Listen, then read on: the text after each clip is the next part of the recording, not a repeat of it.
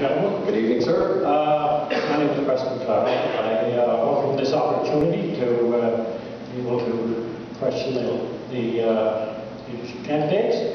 My question isn't on education, but nobody was rushing to the microphone, and this is on a subject that has been around for a number of years.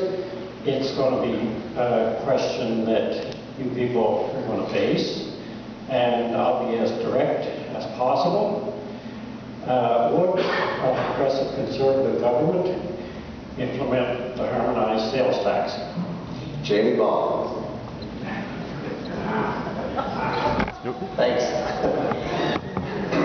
At this point, my position on harmonized sales tax is that no, we will not implement it. We were offered a pile of money a number of years ago from the federal government to put it in place, and said if you do it, then we'll put the money in. But Premier Binns at that time and Treasurer Ballem came up and said it takes away our independence.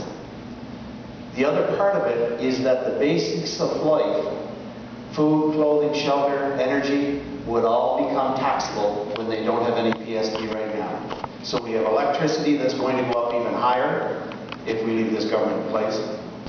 Don't get it down.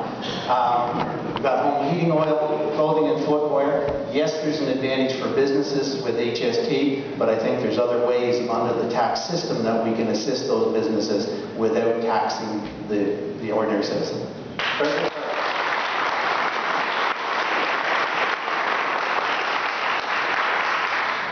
No, I will not bring in a harmonized sales tax. Right now, there are a lot of things that seniors in particular don't have to be taxed on, like fuel and other goods.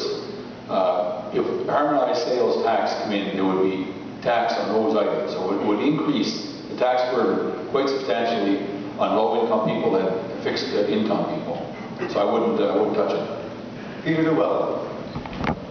I've been very clear on this from the very start. I can't support increasing taxes while we still squander a lot of the money that we raise right now.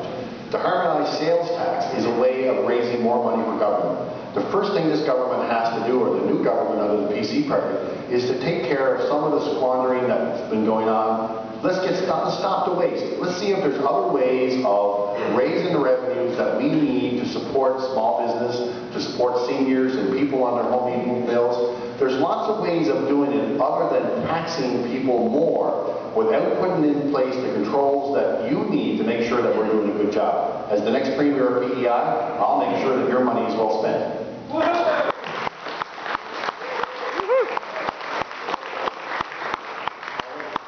Thank you.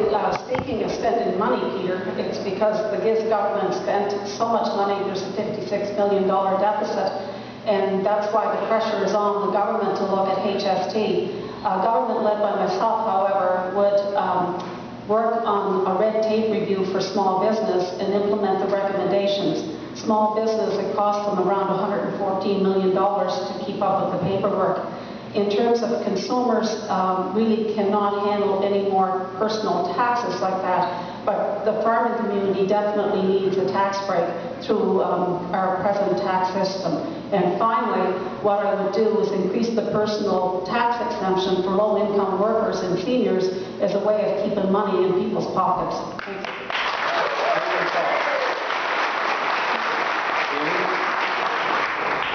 I have two businesses, one in New Brunswick, one in Province Prince Edward Island. HST is a benefit only to businesses. It is not a benefit to the average person in low-income middle families. To them, it is a burden. What government needs to do is look at the whole tax system and make it more fair for islanders, being the businesses and the person that's in the average family. Thank you, candidates. Now, if your interest here tonight is not education, but